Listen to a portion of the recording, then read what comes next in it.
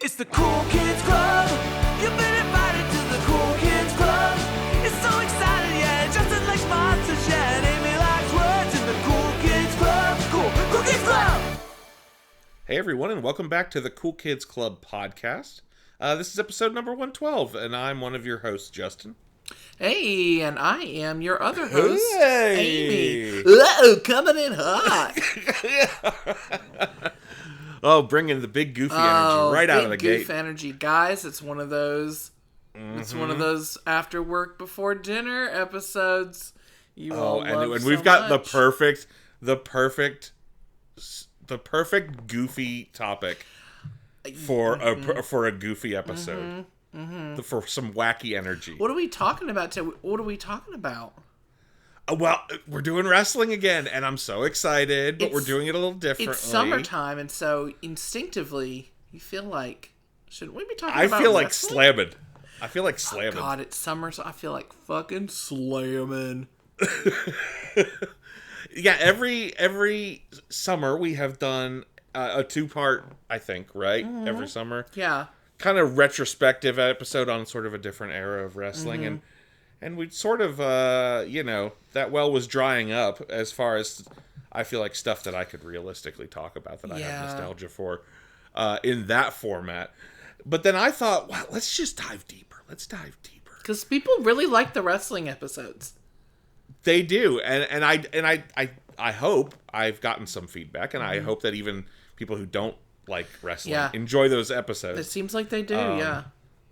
So yeah, I thought let's go. I'm going back to my Blue Bard Cage roots. We've certainly talked about my ye old wrestling podcast, Blue Bard Cage. And that kind of what we started doing was sort of what we're doing now. Was we just sort of picked an event, and sort of broke it down and reviewed it. And I want to use an event to like sort of take a little snapshot of a certain era. And the first that came to my mind is of course the era that meant the most to us, and certainly you as a kid, sort of that the new generation era. Yes, absolutely. So it just made sense to do a SummerSlam. Yeah. Now I want to ask you, because I gave you the choice. I said, here's the idea. We're going to do a SummerSlam. We're going to do it from like sort of those new generation mid-90s years. Yeah. But I want you, Amy, to go look at them and pick the one you want. And you were instantly like 94. Oh, definitely. Yeah, 94. I looked at some of the matches and the cards. The cards? Is that the right term? Looked at some of the cards for each. And when I got to 94, I was like, I'm not even looking at the others. We got to do 94. Like, really. So what jumped out at you? Probably that double main event, baby. Yeah, the two biggies. You got the cage match with the Hart brothers, the former Hart Foundation. And you and I were, and I'm sure we'll talk about, dyed in the wool Bret Hart fans. Big Bret Hart fans, yeah. Big old Hitman marks, you and me. Yeah. And that Undertaker versus Underfaker match. I was like, oh yeah, I remember those. We gotta just full stop. I'm not even reading the cards for the others. We're just doing 94. I mean, I gotta say it's a good choice. Yeah, it's a really good. Okay. As far as the mid '90s SummerSlams go, this is one of the better ones, I think. Yeah.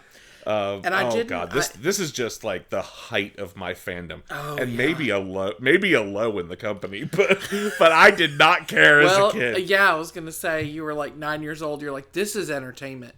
This is fun-tertainment. I am so fun-tertained right now.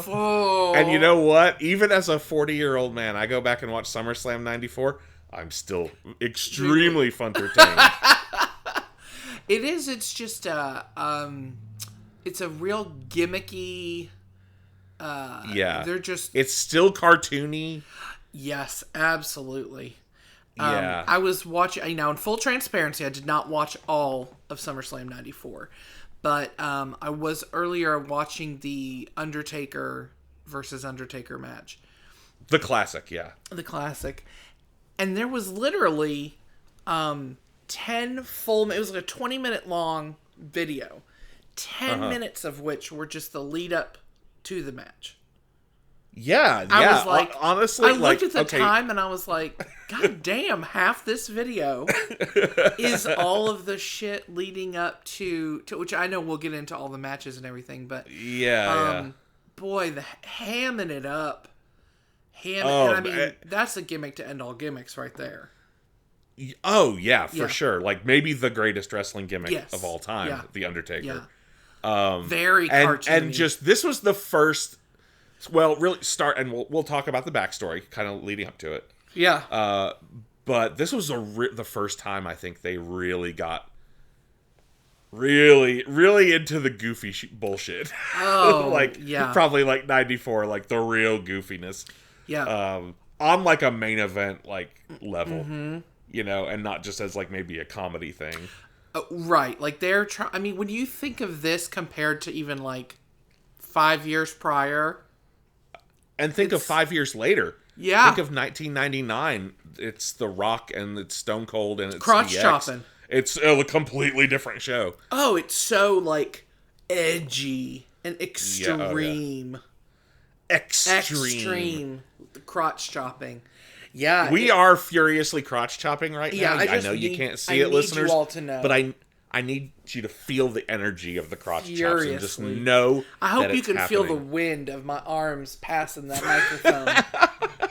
If you feel the en route to my crotch. En route to my crotch. You hear just like a on the mic there. Yeah. Just probably a lot of rustling around mostly, but yeah. Some rustling, some whooshing. Anyway. Well, why don't you let's set the stage for us. Tell us a little bit about, give us like some stats because I love some stats. You love some stats. Okay. Give us a little bit of that. Give us a little bit of background. Like, why do we care about these matches? Like, what, kind of briefly, what was going on in the company that led to these big main events? Because, I mean, they don't just pick these for nothing. I mean, they lead up to them. They build up not to for them. nothing. That's not for nothing. But I mean, they build up to these. It's like it's like a series finale or season finale of a show. Well, and SummerSlam particularly has traditionally in the WWF that's the second biggest show of the year. Of course, WrestleMania is the biggest. That's in the spring. Yeah. SummerSlam is the second biggest. Yeah. So, this is a card that a lot of thought gets put into. And, yeah, I mean, the WWF in 94, I mean, business was not good. No. Like, at all. I mean, we discussed, in length in our retrospective episodes about, sort of the exodus of Hulk Hogan in the early 90s and a bunch of his people, and then him ending up in WCW. And WWF sort of struggling to find their identity and find their new stars. Right. And so we're sort of at a point trying out a lot of different stuff. We are, yeah. And we will continue to. This isn't as bad as it gets. Oh, no, not at all. No, it's honestly here on out for quite a while. There's some dark days ahead. And I love it for the nostalgia. I love it for the nostalgia. Well, you loved it at the time. I mean, yeah. I mean, you were. I mean, even I probably cooled off a little in '95, where it was like, oh my god, this is really bad. But it picked back up after a while. Well, then the crotch chopping started, and you were like, "Wait, wrestling's cool again." I'm back in. I'm back in. Yeah. So no, SummerSlam '94, August 29th, 1994. And here I knew this from last time I watched it, but I had completely forgotten. United Center in Chicago, where the Bulls play. Yeah. This was the first ever event held in the United Center. Shit. The United Center opened 11 days before this, and this was the first event. Damn, they got in there before the Bulls. Before the Bulls! Oh, man. I got to see a wrestling show at the United Center a couple years ago. It was a good one. Yeah, right. That was cool.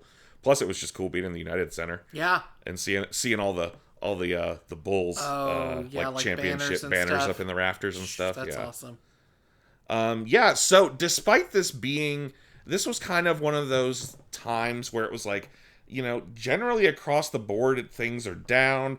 You still would have bright spots, and generally the big shows tended to be successful. Right. And this included your attendance is 23,000. It was a sellout. Pay-per-view buys 235,000.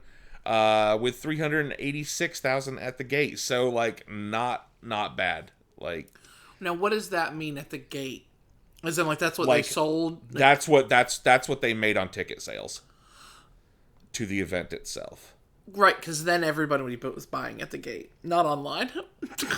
I'm like, well, it's still called the gate, I think. Like, okay. What is the gate? What is the gate for a concert? It's not a physical gate. It's how much money did you make on ticket sales? No, I know that. Yeah. Okay. Yeah. Okay. Here's an interesting thing. Well, the fact that he's on commentary is not interesting, but Vince McMahon, just a guy who I really want to spend a lot of time talking about. Oh, so much. Let's actually just whip it around and make it a whole Vince episode. Oh, let's not. Yeah. And being the classy, law-abiding fellow that he is, he's back. We discussed his the whole steroid trial and the federal congressional investigation and all that. He came very, very close to going to prison. He was acquitted the month before, and so this is like his first show back. Boy, you just can't keep a good man down, can you? No, you can't. No, you can't. You just can't. You can try.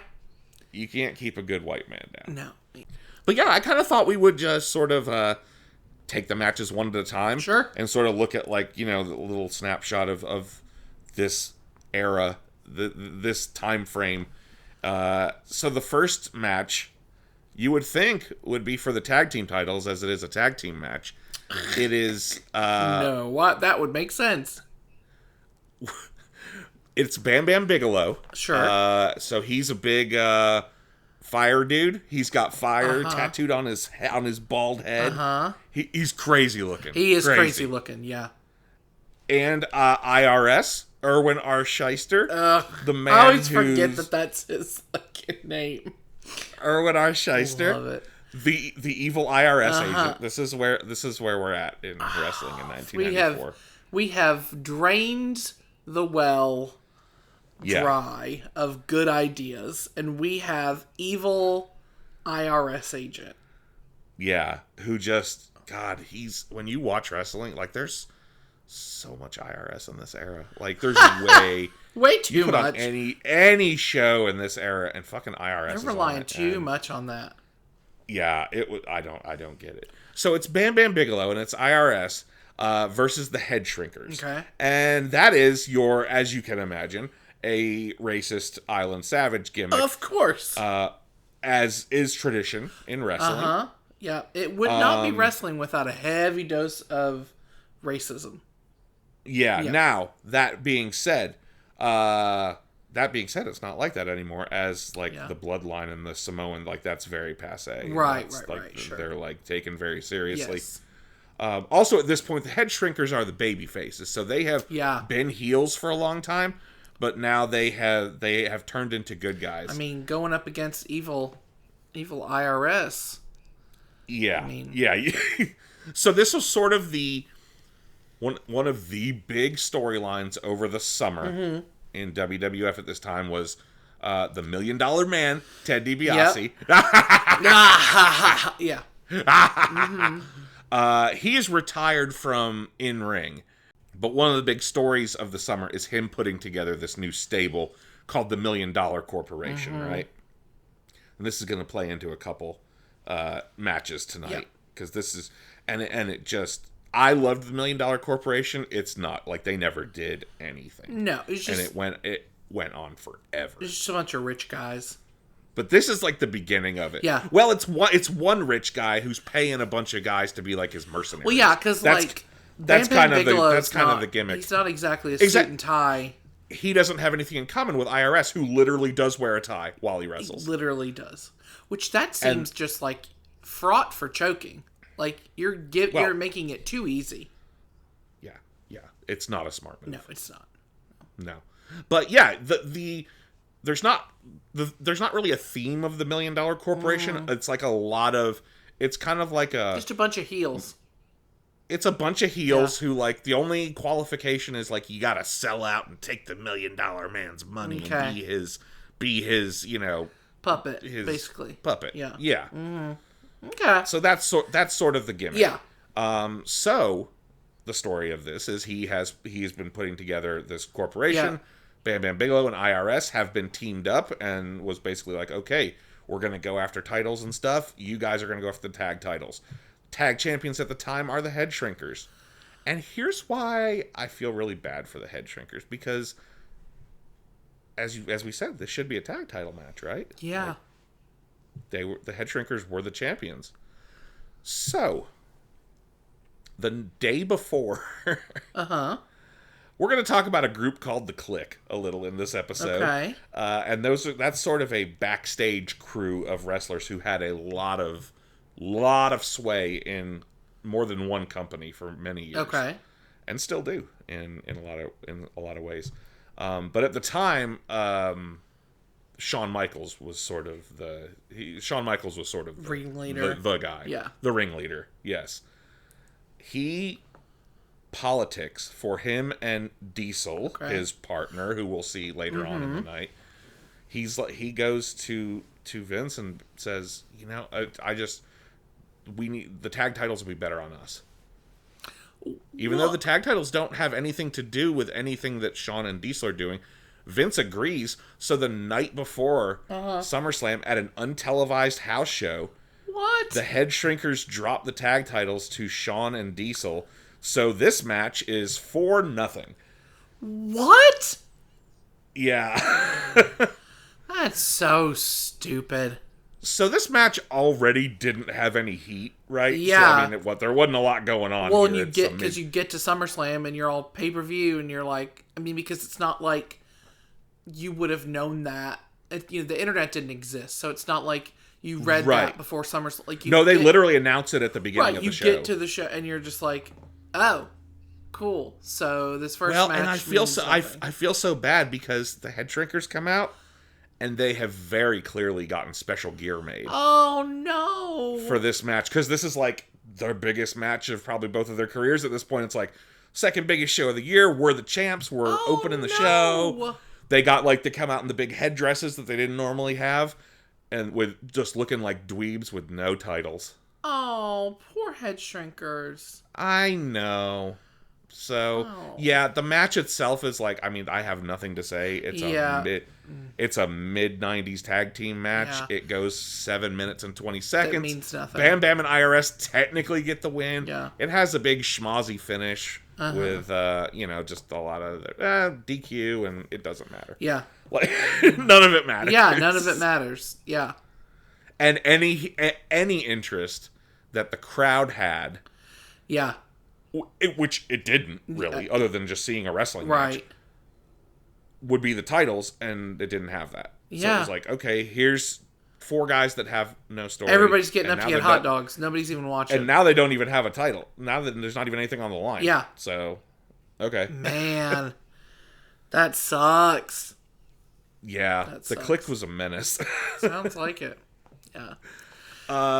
Backstage... Oh, we get Leslie Nielsen. Oh. Did you happen to see any of the wonderful Leslie Nielsen stuff? Did not, no. Okay, well, I've got some links. Oh, we'll plug some in here and there. Okay. And George Kennedy, don't forget, from Lieutenant Frank Drebin and whatever George Kennedy's name was from the Naked Gun movies. What are your thoughts? More on this later. Just a little side. What are your thoughts on the new Naked Gun movie? I'm in. I've been hearing that it's very good. Akiva directed it, so I'm in. Liam Neeson, Pamela Anderson. I like it. Yeah. It looks funny. Just a little side. R.I.P. Leslie Nielsen. Yeah, and George Kennedy. Yeah. And we'll get more on that later because this Leslie Nielsen's backstage sort of doing the Frank Drebin Naked Gun thing. Very funny. But he's Leslie Nielsen. He's not calling himself right. But he's Yeah. Okay, next up, a match that Amy probably was not on your radar to watch, as you probably focused on the double main event matches. But I did come across this. I did see this. I would go out of your way to watch this match. It's only 8 minutes. Okay. It is, I think, up to this point, probably the best women's match that WWF has ever had. Ooh, okay. And it's Alundra Blaze versus Bull Nakano. Okay. And Alundra Blaze, so I think we kind of talked about a little bit of like women's wrestling. Yeah. Like the history of women in WWF. Yeah. There was, sort of, you had the Moolah year, which was years and years and years. Like back in the old days. Yeah. You had the Wendy Richter years around the first WrestleMania and MTV and Rock and Wrestling and all that. Mm-hmm. And then it kind of went away by the late 80s and until it was pretty much deactivated. In late 93, they decided they want to start the division up again. Yeah. And they build it around Alundra Blaze. Mm-hmm. She went by Medusa in WCW. Oh, okay. I definitely remember the name Alundra Blaze. Yeah, so basically the whole division is sort of, she's the focal point of it. Okay. So at this point, she's the champion. Bull Nakano is a Japanese wrestler who is fucking awesome. And she looks so cool. I did just look at her look. Freaked me out when I was a kid. Yeah. The like fright paint, the like fright makeup with like the lightning going out the side of her face, and her hair, like she has the Static X hair. Yeah, like standing like straight up. Goes like 3 feet up, and it's like, dyed blue. And she always had some like unique cool shit going on. Love that. And Bull Nakano was really, really great. And yeah, this match is really good. And when you watch it, especially right after that first match, which again, it was like, I have nothing to say about it. About the match itself. Yeah. This was like, and at a time when most of the audience did not care about women's wrestling. It was an afterthought. Yeah, it for was sure. It was a bathroom break thing. Like 8 minutes, these girls went, and like, look at the crowd at the end of the match. Like at the end of the match, like people are on their feet. Yeah. They win them over in 8 minutes. It's a really, really good match. No, women's wrestling is the women's division of WWE now is a huge deal. Oh yeah, it has really turned in both into major companies these days. Yeah, WWE and AEW, and TNA, and I mean it's very much held in as high a regard, I would think, as like the men's. Yeah, glad to see that it's like, which, and I mean it kind of like you said, it kind of restarted with this. Well, and there's it. But then it ended again. Oh. Because because basically Alundra Blaze leaves at the end of 95. Goes to WCW, throws the women's belt in the trash can, if you will recall. Oh, yeah. I think we talked about that. I do remember that. On Nitro. And, and then they wouldn't... start it back up. The division was dead again until, like... I think 98 or 99, and that was kind of that was like the TNA era. Oh yeah, that's like, true. Not total nonstop action, tits and ass era. So yeah, and then there was, from that point on, there always has been women's wrestling. It hasn't really been taken like super seriously until honestly the last 10 to 12 years. Yeah, I would say. Yeah. The women's revolution. And... I'm really glad that it is. Because, like, when we went to the AEW show, like, back in January, like, the women's match was one of my favorites. Yeah, and saying, like, some of my favorite modern-day wrestlers are women. Yeah. I think Toni Storm is maybe the greatest character in wrestling, male or female. Wow. I think she's, wonderful. Yeah. So... Yeah, it's a whole lot different than it used to be, but this match is sort of a diamond in the rough. Yeah. And with this influx, it was like when they were still, at this point in 94, like, still trying with the division. You did have some, like, other talent come in, and there are some kind of, like, gem matches in this era, like 93, 94 WWF. They like, brought in these Japanese women. It was... there's one wrestler, Heidi Lee Morgan, who had a couple... they had like a tournament to decide the women's champion. Yeah. And the finals were Alundra Blaze and Heidi Lee Morgan. And that sounds like a country singer. It does. And she looks like one, too. And I had completely forgotten that name and went and watched Bull Nakano versus Heidi Lee Morgan from like a week or two before this on Raw. And it was so good. Like it was there wasn't any like that was a different kind of wrestling than what you were seeing week to week back then. Like it was just really, really good. Heidi Lee Morgan. Whatever happened to her? Heidi Lee Morgan. I don't know. Well, let's see. We got some more backstage shenanigans.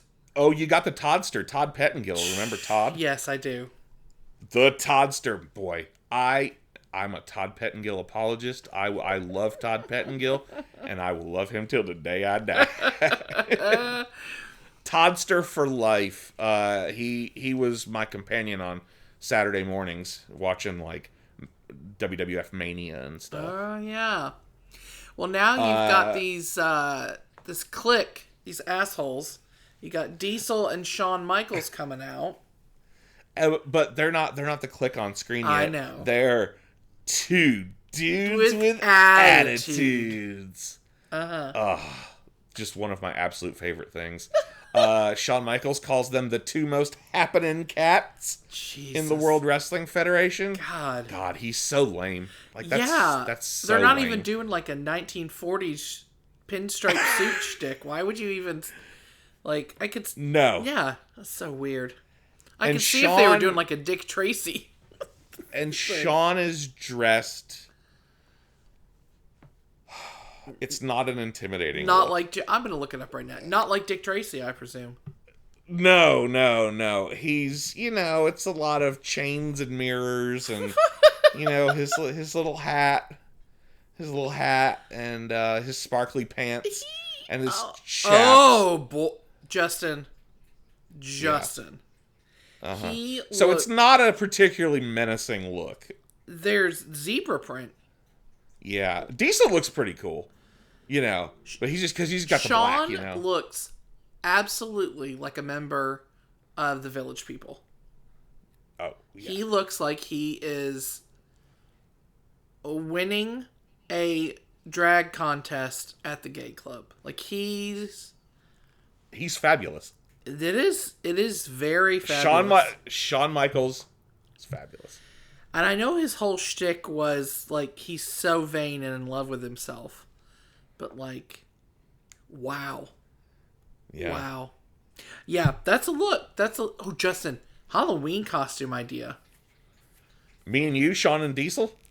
Sure, but I want you to be Shawn. Okay. All right.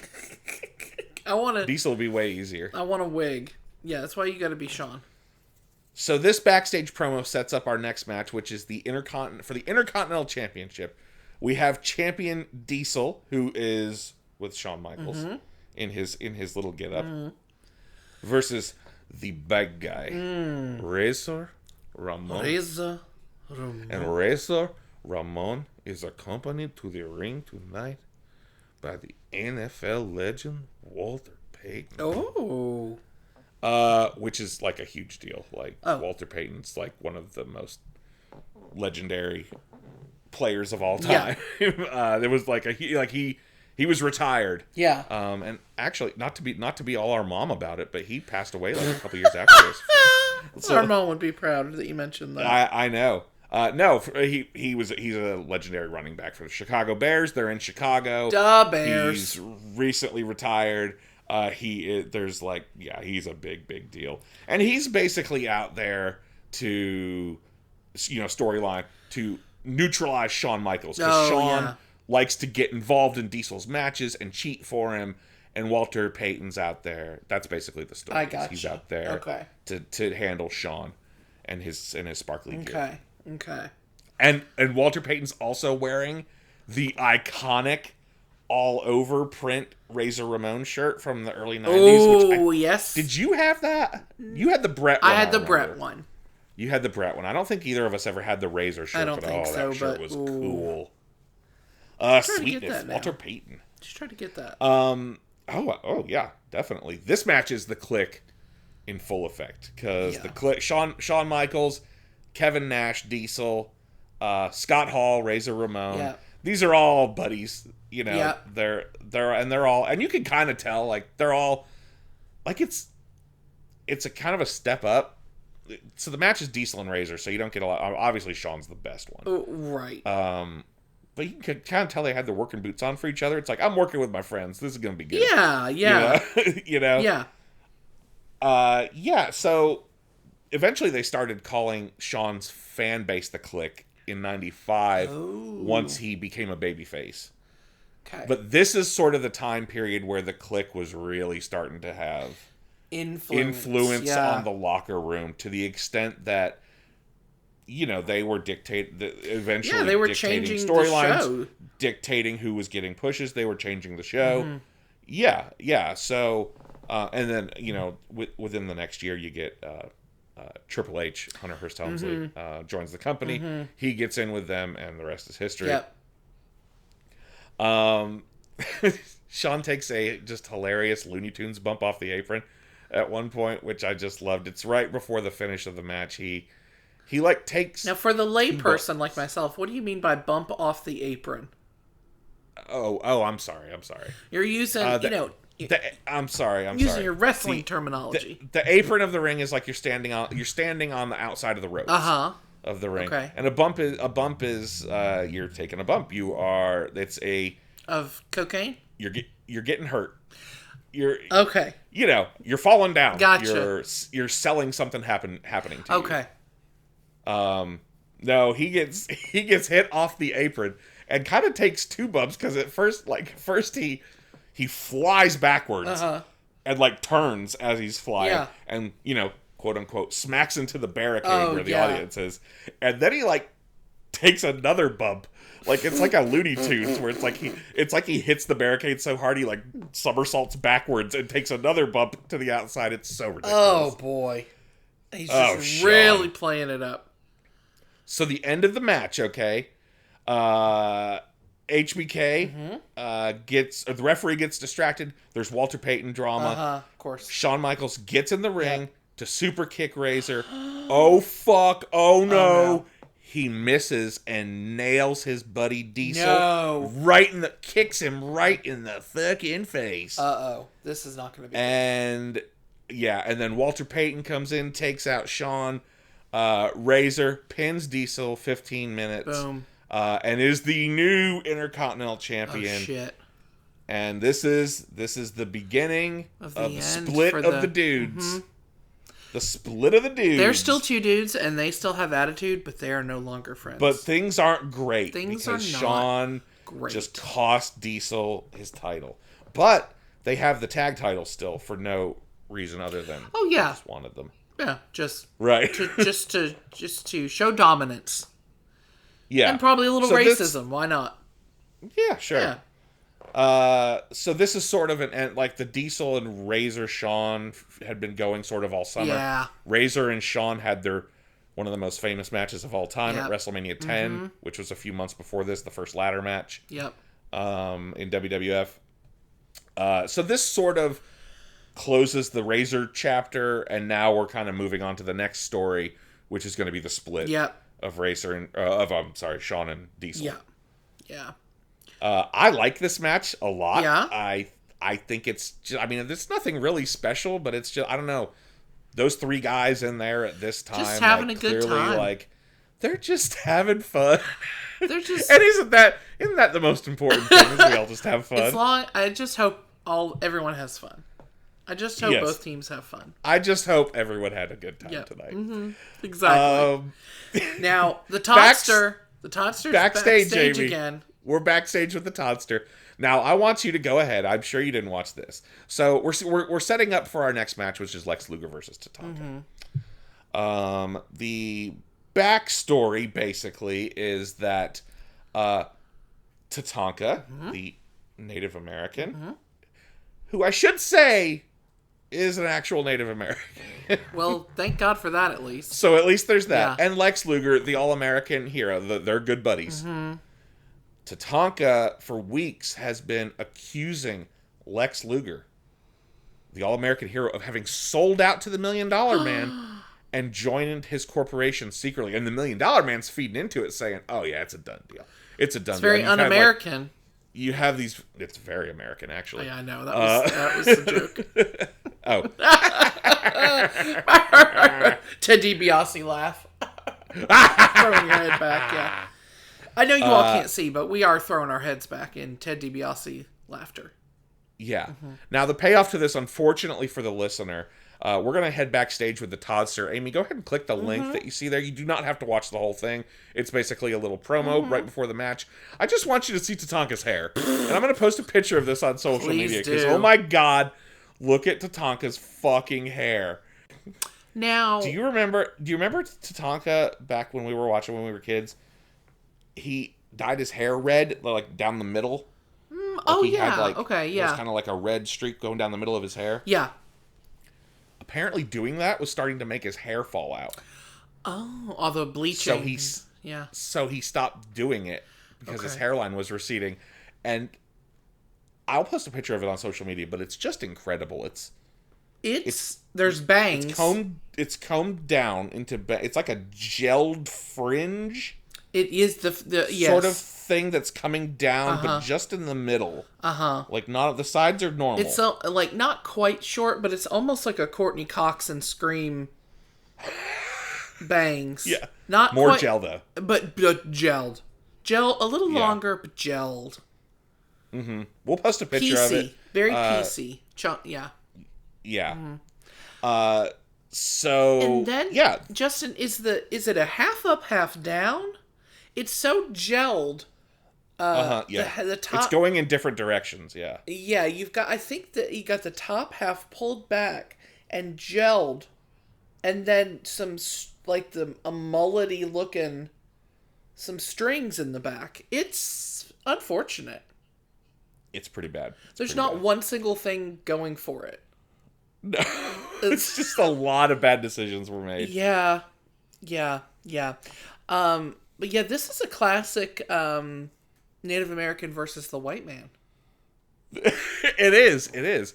And let me tell you, again, going back to me being a huge fucking mark, they totally boomed me here. Oh yeah. By the way, as a kid. Okay, you thought Lex Luger had sold out. Sold out. Okay. Not the definite most obvious thing in the world coming. So, basically Tatanka's accusing him of selling out to Ted DiBiase. Match itself is really nothing noteworthy. It only goes for 6 minutes because this isn't really a match. It's meant to... It's just a story. Setup. It's a storyline beat. Yeah.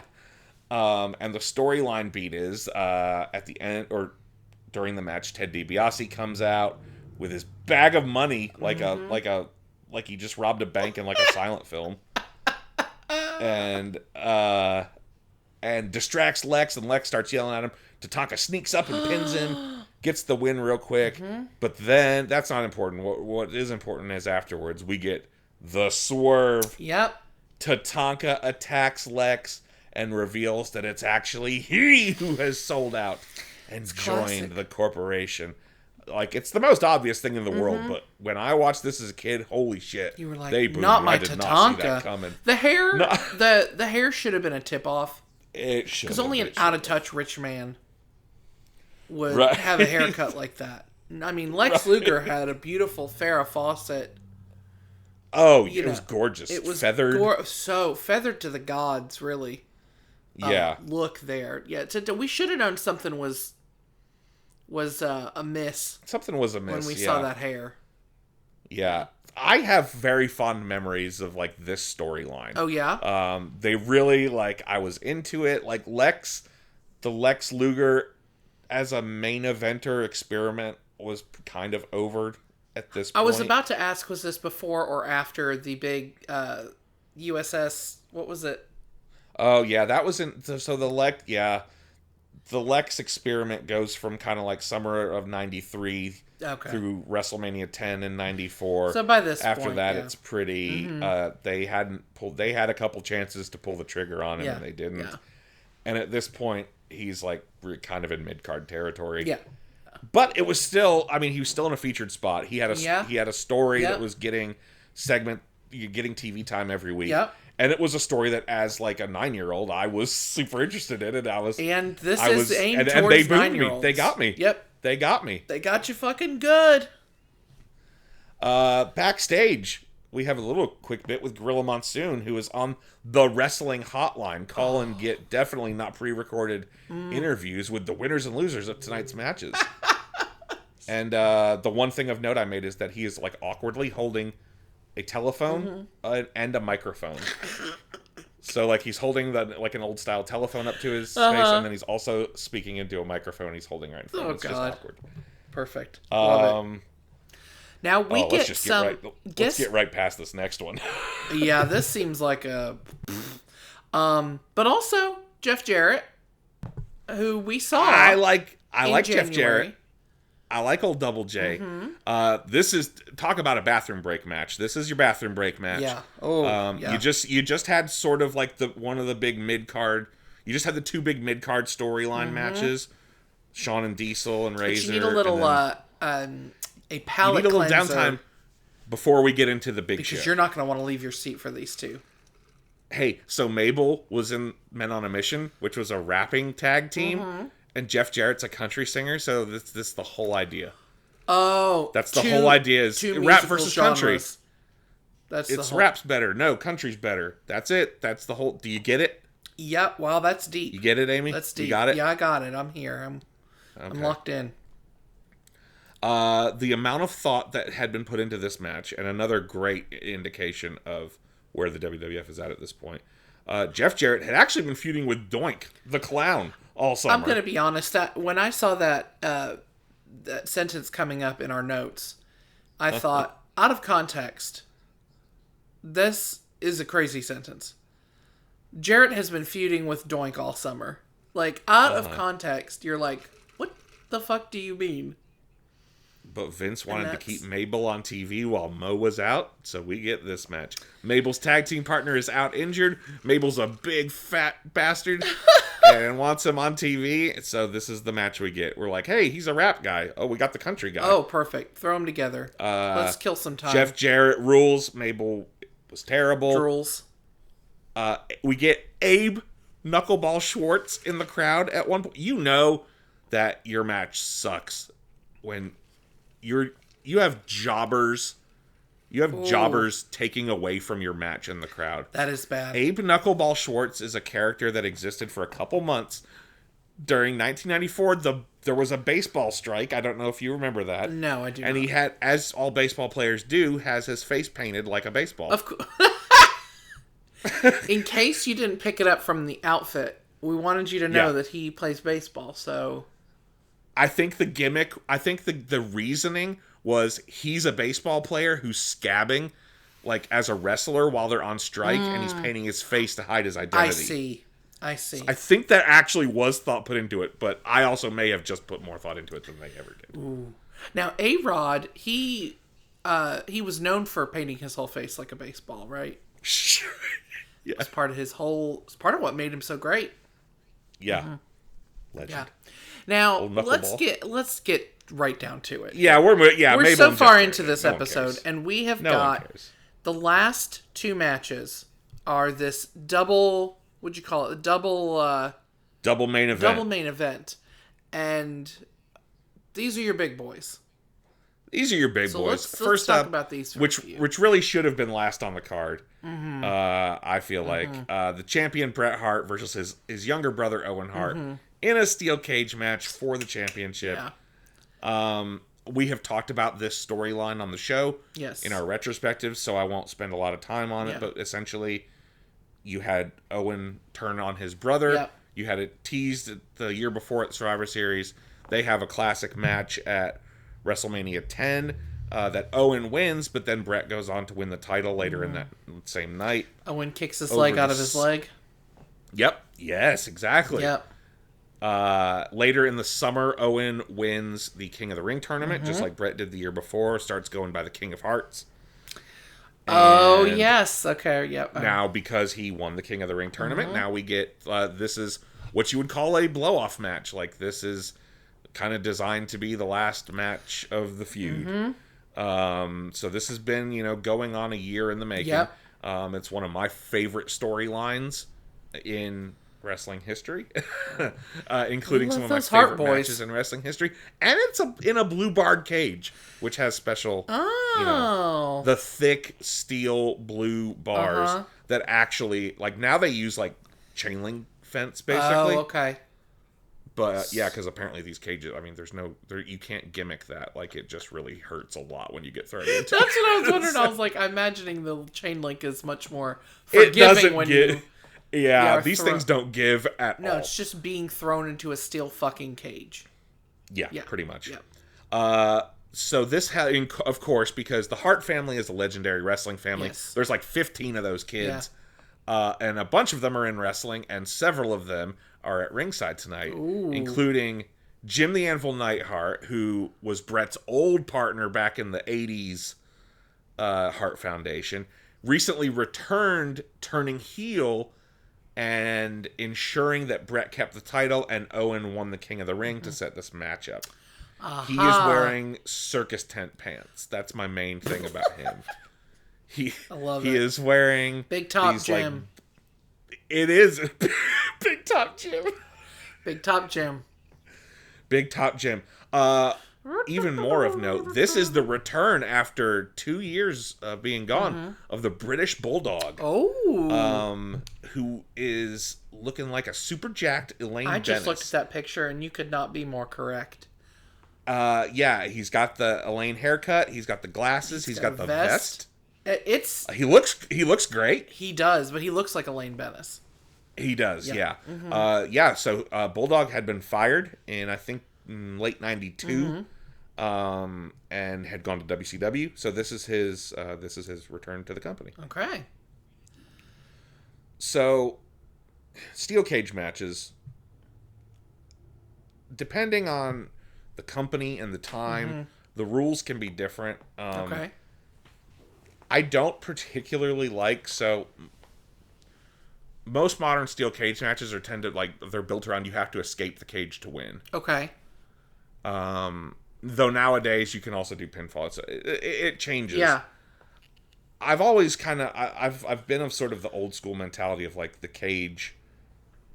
You shouldn't have, because essentially the story is you're running away. Like, this is supposed to, like, to me, a steel cage match is supposed to be like the big blow off. It's no one gets in, no one gets out. Right. Yeah. It's like you can't have interference and you can't run away. You know, you just, So I don't, so in this storyline, Bret versus Owen, which is like as personal as it gets, real. Brother versus brother, the family's involved. It Big Top doesn't Jim make is sense ringside. for me to have Big Top Jim's out there. He's got on his best pants. Gaines Bennis. Oh, that was forced. That was terrible.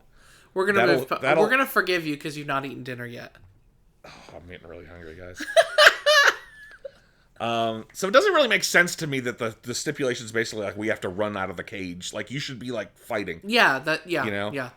So like it's kind of ironic because this is one of my favorite cage matches of all time. Okay. It's two of my favorite wrestlers of all time. Also, it's a match that's completely built around escape attempts. Oh yeah, the whole thing is they're just trying to escape. The whole thing is they're trying to escape. And the thing is, I mean, you watch the crowd, I mean, it's working. Oh yeah. Like, the crowd, it doesn't matter. Yeah. It doesn't matter that it kind of doesn't make a lot of sense, the stipulation. Yeah. Because every time one of them almost escapes, oh my God, everyone goes crazy. Yeah. And oh my God, and by the end of it, it's just people are going nuts. Right. It's a long match, by the way. It's a long match, 32 minutes. It actually went long, and the Undertaker match was supposed to be double in time and ended up getting cut, which thank God. Well, as we talked about, there was already 10 minutes of a prelude to the match. Exactly, yeah. So, God, this, I don't really, I'm not going to go into the technicals for, non-wrestling fans you gotta that figure are listening to this episode. Non-wrestling fans are listening to this. Boy, go watch this episode. Like, it's just such a, two of the best to ever do it. Yeah. Just really, again, it's a very specific kind of match. Yeah. But I can't say enough good things about it. The storyline It does kind of keep going, though this is really kind of the blow-off to Bret and Owen. Bret wins in the end after Owen gets hung, like, he gets his leg hung upside down on the outside of the cage. And so Bret's able to just jump down. I'm not going to go spot for spot through all this stuff. There's some incredible stuff. Yeah. Now, what, how soon after this did Owen pass away? Oh, that was like 5 years later. Oh, okay. Oh, I thought it was... That was like 99. Oh, okay. I thought it was a lot earlier. Okay. No. Okay. After the match, the family gets involved. Sure. Neidhart immediately, Big Top Jim, immediately attacks his brother-in-law, British Bulldog, Elaine Bennis, who takes a bump, Amy. Oh. With his wife over the barricade. Apparently, like, the only people that knew that she was going to take the bump were her and her husband, Bulldog. So everybody was like, oh, fuck. So everyone, everyone freaked out thinking she, like, really got hurt when it's like you can see him protect her, like they worked it out together. Yeah. Oh, my gosh. But, so immediately Neidhart attacks and then gets in the cage with Owen. They lock Bret in the cage and start beating him down. And then you have the brothers start to, like, climb the cage. Like, they're trying to climb, and they're trying to, like, ward them off. Yeah. And you can kind of tell which ones are wrestlers and which are not. Like, the ones who just, like, who actually kind of look like they know what they're doing, and the ones who are, like, clueless and, like, climb up a few bars and then climb back down because I'm scared. That would be I don't me. want to go up any higher. Let's be honest. Yeah. That would be me. Yeah. So, yeah, ironically, it's one of my favorite cage matches. Yeah. Even though I don't think the stipulation works for this feud. That's kind of stupid. But it also makes for an extremely exciting match. Yeah. It's 32 minutes, but it goes by quick. Yeah. And I think that, I was thinking about it as I was kind of putting the notes together. I'm like, I feel like this cage would have made more sense for Diesel versus Razor, because the whole story of that is Shawn keeps interfering. Yeah. So why don't we put that in a cage and do the Walter Payton stuff with that? So, well, they didn't. Whatever. They didn't. It's a legendary match, and they should have. So, and this is a way better match than Razor and Diesel would have been. Well, for sure. Now, this last match.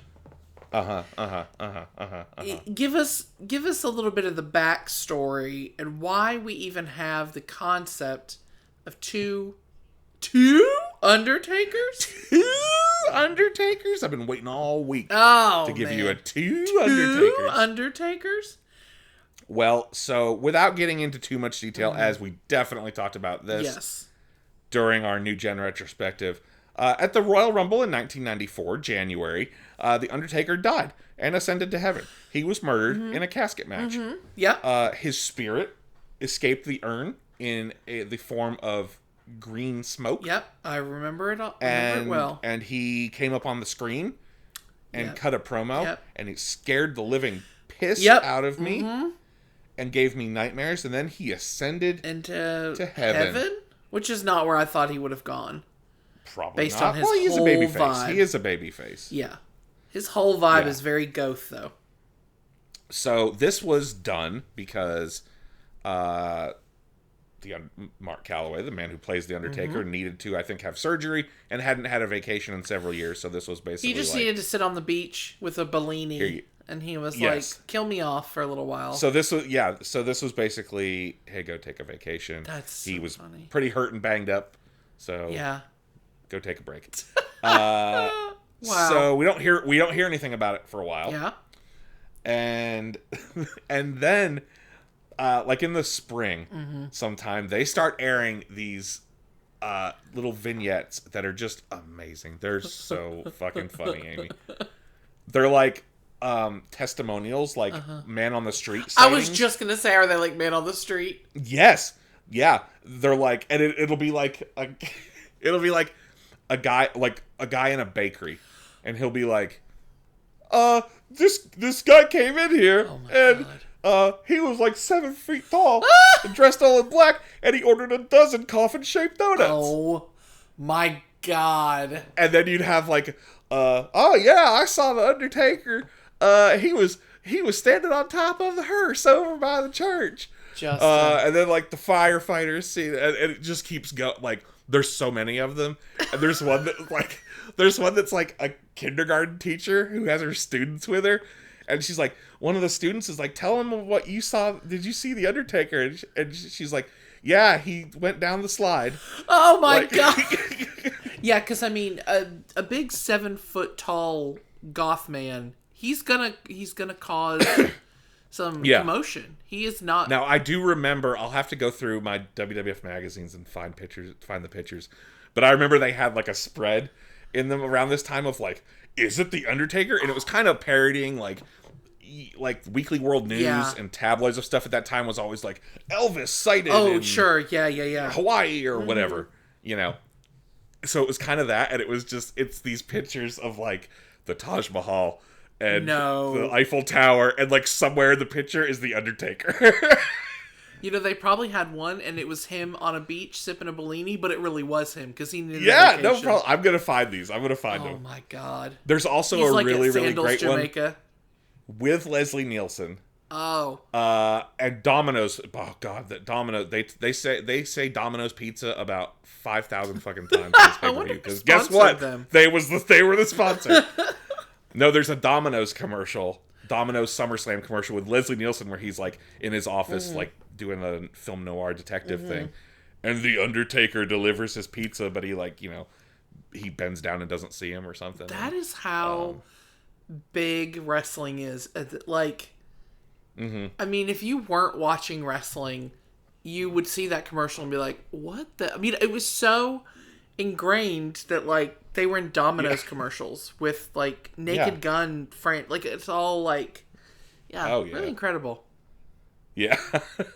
WWF Superstars, May 21st. I remember this promo because he's, like, in a cemetery as the sun's going down, and it's really cool looking. The $1 Million Man. Yeah. Again, he's getting his grubby little paws on everything. I told you, this is like one of the big storylines. I know. He has claimed that he has purchased the services of The Undertaker, and The Undertaker will soon be coming back under his guidance. Now, Paul Bearer... Oh, yes! Oh, the dead man! Paul Bearer, who hasn't seen The Undertaker since then, he's like, bullshit! He wouldn't do that! He's like, oh, no, dead man! God. And so, eventually, I think it's in July, Ted DiBiase debuts The Undertaker. What appears to be The Undertaker. And what a fucking mark. Well, you're 9. I totally bought into it. You're 9. Yeah. That's what they're hoping. That's really what they're hoping. Yeah. It's not The Undertaker. It's a wrestler by the name of Brian Lee, who at the time was from Smoky Mountain Wrestling, who was friends with The Undertaker, Mark Calloway. Okay. And often did get mistaken for him, apparently. So, I mean, he did look like him. I was convinced. Like, when they had the pictures of him in the magazine when he was on the TV, I was like, that... I was watching this match earlier, and Underfaker comes out first. And until they're in the ring together... There you go. You really are like... that looks just like him. Like... as soon as they're in the ring together, you're like, kills it. Oh, the real Undertaker is about 2 inches taller. Yes. For one. It's like, because, and it's funny because once they are in the ring together, of course they've, very goth, the hair completely in the face. Yeah. But once they start wrestling and the hair's swinging around, there's no more close-up cuts. All the shots are just different angles of like far away. Like they don't really come in too close anymore. So you get, first Ted DiBiase brings out the Underfaker. And then we get a really, really wonderful return of the Dead Man entrance that I'll always remember, where he comes, he has the big rest in peace Yokozuna-sized coffin. Oh, yeah. And he opens up and takes out the giant urn. And then it gets real fucking cartoony. So the light shoots out of the urn, all the lights go out in the... All the lights go out, of course. And it's thundering, and there's, and because it's 1994, there's flashbulbs going, like people's camera flashes all going off. I love it. And so a beam of light comes shooting out of this giant urn. It lights up and Paul Bear's face. Paul Bear, all his chins on full display. One of my favorite little bits is when he goes to open the urn, and he's shaking it. Yeah. He's shaking the lid, like the power of the light is he's trying to contain it. He's like, oh, I can't hold it much longer. Yeah. And then the Undertaker, the real Undertaker, comes out. And you're like, yep, okay, that's actually the Undertaker. And now me watching this, no doubt, didn't know who was going to be who. Okay. I didn't know. I assumed that the Ted DiBiase was the fake one, but I didn't, again, because when he comes out, he does look like him. And they show him from the side, and I'm like, yeah, I mean, that does look like him. He's got the reddish beard, yeah, that looks like him. This is the debut of Purple Gear Undertaker. Comes out with the purple gear. And you said it earlier. They do a face-to-face standoff. And then you're like, oh yeah. And it's like, boom, that kills it right there. Yep. The illusion of oh, yep. Yeah. But until then, done. I mean, they kind of had you going. Honestly, it's one of those things. This match only goes 9 minutes. Mercifully. Thank you, the match Bret itself for going long. Is not particularly. It's not anything. It's bad. No. It's bad. It's all about just the build up and the whole concept, really. I love the story. The match itself, it's I kind of don't care. Yeah. Because the build was so fun and it was so They could have gotten the ring and done nothing. It's 10 minutes of it was just the whole, the whole shebang before. I read that that initially what they wanted to do would be after the real Undertaker, who comes out in the purple, beats the fake Undertaker. They I think it was they wanted to do it, but they couldn't figure out how to do it. Okay. Live. Right. They wanted it to be some kind of trickery where it looks like the lights go out and it looks like they go into one person. They become one person. Oh, cool. So that would have been cool if they could figure out how to do it, but we didn't get that. But that would have been cool. I feel like Faker could have just slid under the ring real quick. Yeah, they do shit like that all the time. I know. That's what I was thinking. Backstage, we get one last Leslie Nielsen bit.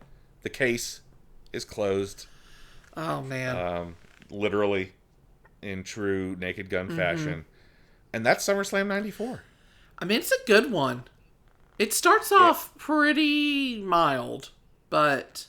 Yeah, honestly, I have a lot of fun with this one. Looking at this card, I'm like, okay, the tag match I don't care about. The women's match, absolutely worth watching. Yeah. Diesel and Razor, I like. That was just, I remember that match really fondly. Yeah. With Walter Payton being out there. Lex and Tatanka, I really liked that story. Yeah. Again, not really about the match. Kind of like the Undertaker match. It's the match itself is, whatever. It's about the story. Right. Mabel versus Jarrett's nothing. And then one of my favorite, cage matches of all time with two of my favorite wrestlers. Yeah. And the absolute just insane bullshit of the fake Undertaker. The Undertaker. Yeah. I mean, it's very, if nothing else, it is a very good representation of WWF in 1994. If you want to be what was the company like in 94? Show them SummerSlam 94. And what was next, you ask? Well, by the end of the year, your world champion will be Diesel. And 1995 will be, to this day, the worst year financially the company has ever had. And on that note, stay cool, everyone. Let's do some plugs. I've been talking so much. I'll plug it up. Well, guys, we hope that you enjoyed this episode, first and foremost. I know there's a lot of you that do like our little wrestling retrospectives. And thank you to you, Justin, because you always put in the work on the front end with the research. But it's a pleasure. But Justin really, with the wrestling ones, really puts together incredible notes for this.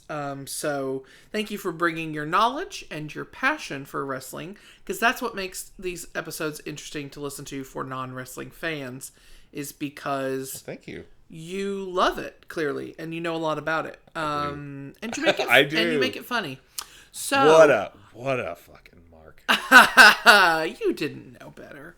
But thank you all so much for listening. If you enjoyed this episode, we have 111 that we did before this, so go wherever you found this one, and listen to all of those. Apple Podcasts, Spotify, etc. You can listen to all of them on our YouTube channel.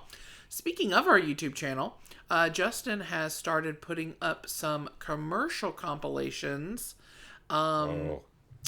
Amy, I have new stuff I have found in the past, 3 or 4 days that I'll tell you about off air. Oh, okay. But, there is good stuff in the pipeline. Buddy. So Justin good has stuff been coming to our social media. Digitizing some VHSs and is putting those commercials up on our YouTube channel. So typically our YouTube is just our episode audios, but go and check that out because it's starting to become something else as well.